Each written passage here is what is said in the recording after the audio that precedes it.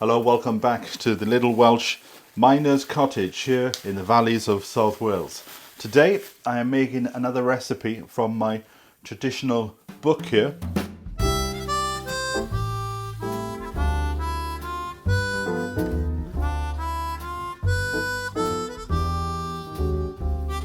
And the whole point of these videos is I am doing it exactly as the traditional way.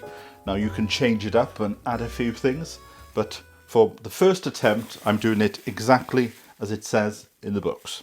So we're using Welsh lamb, nice bit of Welsh lamb there, and I got the butcher to dice it, slice it and cut the thing up. So all I've got to do to it now is pop it straight into the pan with some water.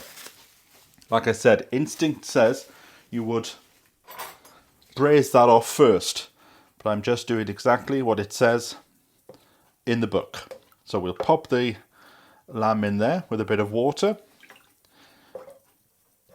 I will put the recipe that I'm following here onto my website, and like it says in the book, you can change it up. You can add more of carrots or more of swede, which is called rutabaga in America, just in case you get confused. So I'm putting in some onions, some rutabaga, bit of parsnip, carrots, and some potatoes. And I've tried to slice and dice everything to the same size. Now, I have some leeks, but I won't be adding these until 10 minutes before the end. So there we go. Put it all into a pan. I should really have a bigger pan than this. And I will cook it on a medium heat for about an hour. Have you ever made cawl before? Tell me in the comments below, and tell me how would you change this? Would you add something else? I will have to get a bigger pan in time, but for the time being, that's fine. This is a type of meal where it actually tastes better the next day, reheated. So I will have some tonight and some tomorrow. So there we go. So what do we do now, I hear you cry? I think it is time for a cup of tea and I sit down on the sofa until it's ready. Now, following your advice, I have put the sofa in the opposite direction to the radiator, because you said putting it in front of the radiator was the wrong place. So I've put it over in this corner, and I've got one of these halogen heaters so that the cats like to sit in front of it and really have a good old stretch out. Oh, I still need to get a small table to put my cup of tea on, but here we are. It is starting to feel like home a bit now. Nice cushions, nice sofa. The cats are, I think they're upstairs under the bed, because I've just built the bed and that's why I'm exhausted, to be honest. Hard to believe the 3 weeks today I was living in London. Time has certainly flown. It was 2 weeks this weekend that I moved to Wales. And in the last few days, my body has been saying, take it a bit slower. The excitement of being here and of having such good weather. It's now raining. There's a storm coming this weekend apparently. So that's why I thought if I do a bit of cawl, that will keep us full up all weekend. I'll put that there because the cat is coming. Maybe he'll jump up. So yes, I've been out today to the butcher's to get the lamb. Bumped into a few people who I used to go to school with. And bumped into the older butcher. So there's two people in the local butchers. One who I went to school with and the other one is his father. And it was interesting to hear stories about my father that I wasn't aware of. Apparently he was the union representative for the local cooperative stores, which I wasn't aware of. But I'm not surprised. So it was nice to have a chat to him. And he was one of these older gentlemen, I think he was probably in his 80s now, where he could remember exactly the last time I'd gone into his shop, even though it was 28 years ago. He could even remember the conversation. He was asking questions about my books. Because the last time I went into the shop was to take a picture, because I wrote 3 books which are available on Amazon. I'll put the link down below. But I don't know if they are still available. I know one of them went out of print. But they were stories of people who I met in the 80s and the 90s. And I put their stories into a book. And I went to go and see him because I wanted a picture of a traditional butcher stood behind his counter. So he paused for that. And then I sent him a book when it came out. Amber is walking around. They now seem to have settled. The cats have settled. What I realised was, when we moved in, they obviously were quiet, and I had a little camp bed, and they slept under the camp bed for quite a while. But then when the sofa came, it's as if we'd gone back to square one again. So what I would say is, if you are moving into somewhere, I think it's best to have the disruption in the first 24 hours and try and get things built and rearrange the rooms. But now that it's been here for about 3 or 4 days now, and the cats are adjusted. So I've just put the bed upstairs with the bed frame and everything, so maybe they'll be a bit discombobulated when they see that. But the house is getting there slowly. I still have a room which is full of boxes, and I need to fold those boxes down and take them down to the recycling centre. I've also need to try and get my head around the rubbish collection, because there's recycling every week. I think it is food collections every fortnight and black bags every 3 weeks. So I'm just watching the neighbours, in fact, and just doing exactly what they're up to. So yes, these last few days have been a lot more calmer, quieter, sort of getting into the groove of things now.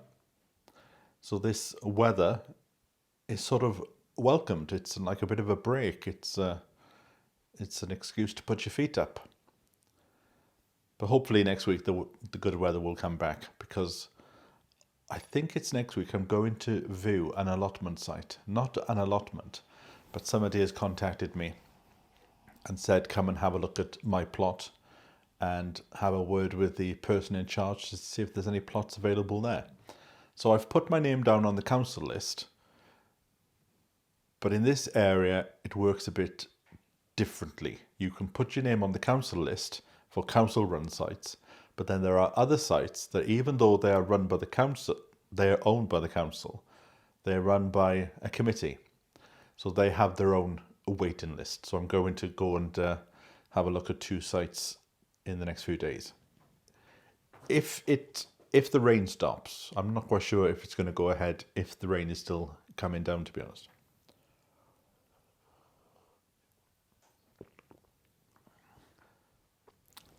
I've just remembered, a lot of people were saying, put my breakfast tables and chairs by the window.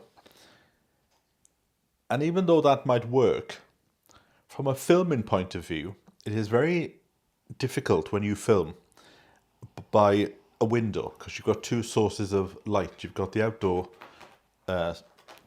light from the sun, and then you've got the indoor light from lights.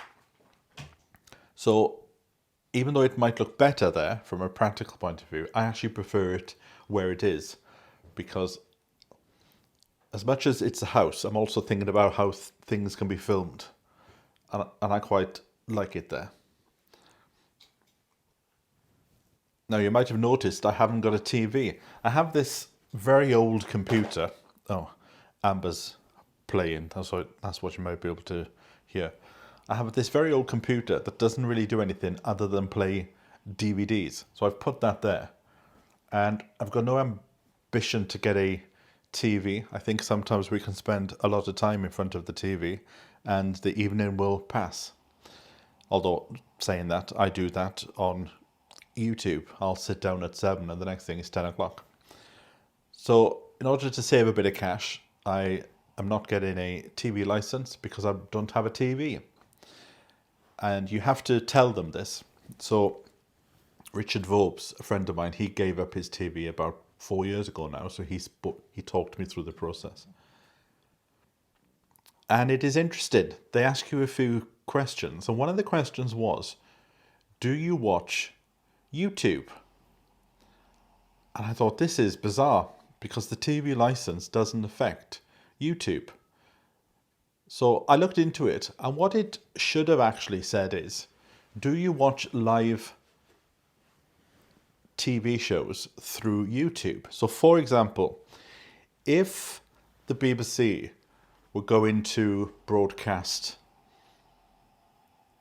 the Olympic Games live on YouTube at the same time as on TV, then you would need a license.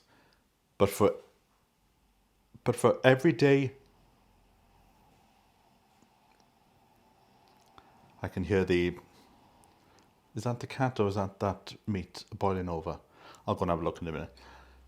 But for everyday YouTube, you do not need a license. It is purely for if you are watching live TV shows. Right, I'm going to have a look at that because I can hear it splitting and a splattering. So I'll join you after the break. Yes, I was correct. That saucepan is far too small. I'm going to have to get something a lot bigger if I'm going to do more of these stews. So I've had to take some of the juice out of it. So yes, I'm not going to have a TV. And to be honest, it's quite nice just to sit here some evenings and enjoy the peace and quiet. I have many books to read. Oh, it's not there now. But I bought a book. Oh yes, yes it is, hold on. I bought a book about the history of the Rhondda. And I'm reading that at the moment. And I've also had, so some of you might know, in the video description below there is a link to an Amazon wish list. Because when I moved in here, a few people said, we would like to buy you a gift. So I put this wish list thing on there. And people are sending gifts in. And I'm very grateful. And it feels like you are a part of this house. You are a part of this journey. So the books that I've got. So this is the one that I bought called Up the Rhondda, which is about the history of the Rhondda Valleys. And then this other one, which was sent to me as a gift from Lorraine, is called The Year of the Wheel. Nurture yourself through the turning seasons within the wheel of the year, an enchanting celebration of 8 key restorative moments in nature's cycle. From solstices to equinoxes to those midpoints in between. So I haven't started this yet, but I might read a bit of it tonight, in fact.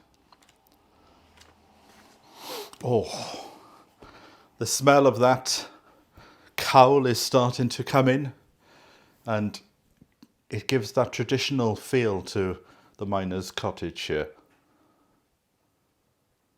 I was hoping to take you out into the garden this weekend and to show you that, but like I said, by the time I got home from the high street and from the butcher's today, the rain started and it is throwing it down. So hopefully we won't have any troubles with that, because my house is lower than the street behind me. So I was thinking, if that street was to flood, the water would come in and possibly come in through the garden and then come into the house and then go back out down into the next street. So hopefully, I don't think I've ever heard of any flooding, but you never know. So I haven't got much to say, to be honest. It's been quite a quiet few days here. meeting up with people, having these encounters where you sit with somebody for 20 minutes and you can see them looking, thinking, he looks familiar, but I can't think from where. And obviously everybody's a bit older now. People who I knew 30 years ago who would be strolling down the street are now going down there with a stick. And with the way that my knees are, maybe I'll be the same pretty soon. But I'm hoping, but by losing some weight, then my knees will get better. Obviously, eating meals like this will not help. And Welsh cakes, I've become addicted to them a bit over the last fortnight. But I'm thinking, I've got a shop coming on the weekend. And it's all the stuff that I used to buy in London. All like the healthy foods, the high proteins and everything. So I thought, just enjoy these last few days, you know, don't beat yourself up too much. Just enjoy these last few days. And then tomorrow will be the day of going back on the healthy diet.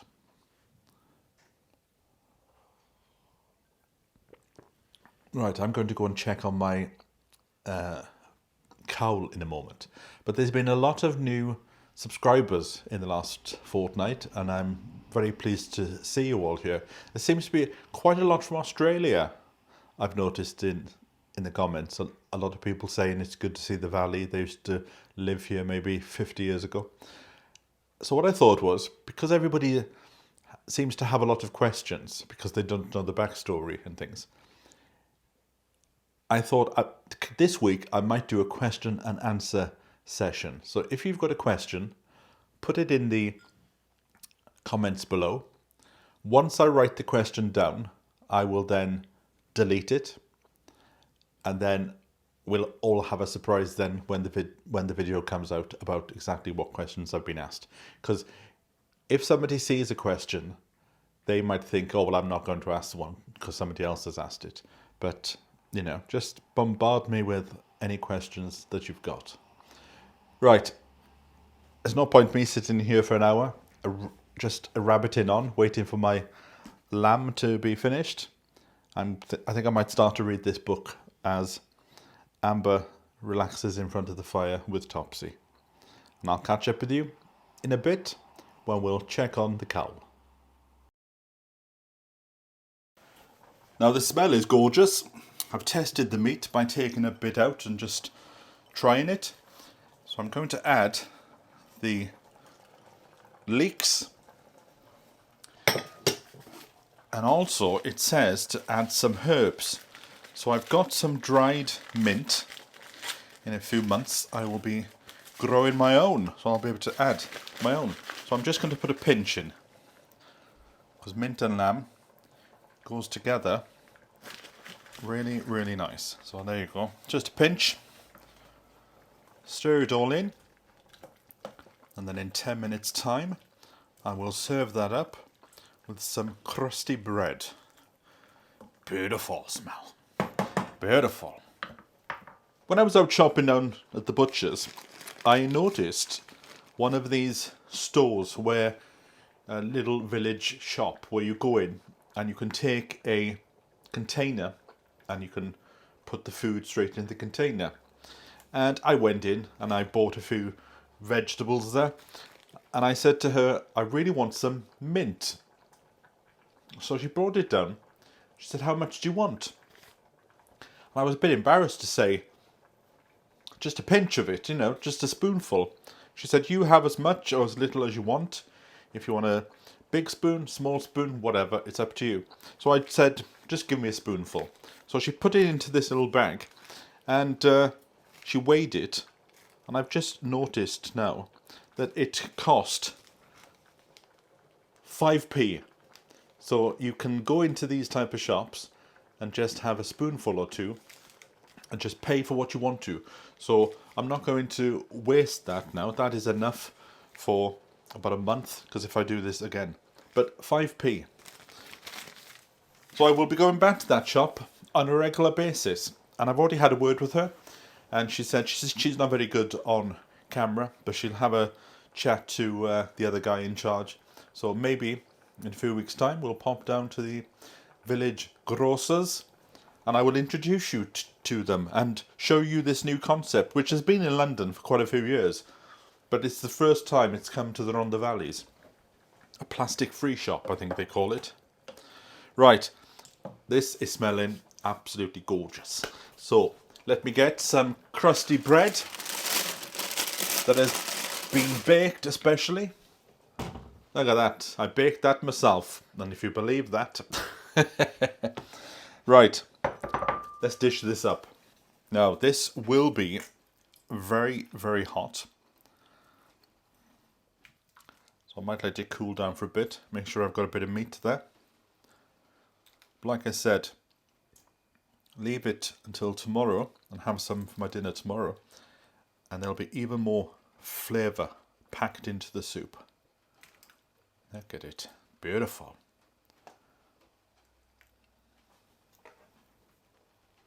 So like I said, it's raining, so I'm hearing noises I haven't heard before, and it's nice to hear the rain just falling on the skylight here.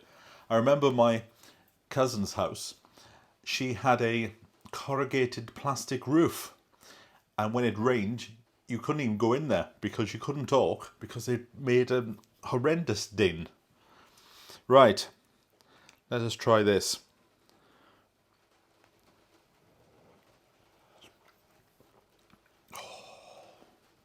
Oh, this is the taste of home. Beautiful. Nothing better than a bit of crusty bread as well, dipped in. Ooh. I'm going to enjoy this. Well, thank you for joining me. Like I said, I will put the recipe to this over on my website, SeanJamesCameron.com. And I'm sure I'll find something else in this book and we can cook that next time. But if the weather gets better, I'll take you out and show you the garden. But don't forget, if you've got any questions for me, put them in the comments below. I'm going to enjoy this. Catch you later. Bye for now.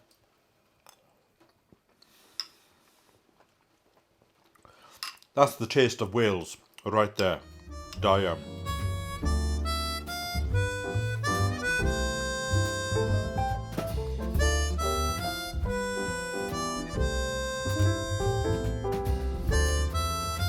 Beautiful. Right, let's go and sit down by the fire.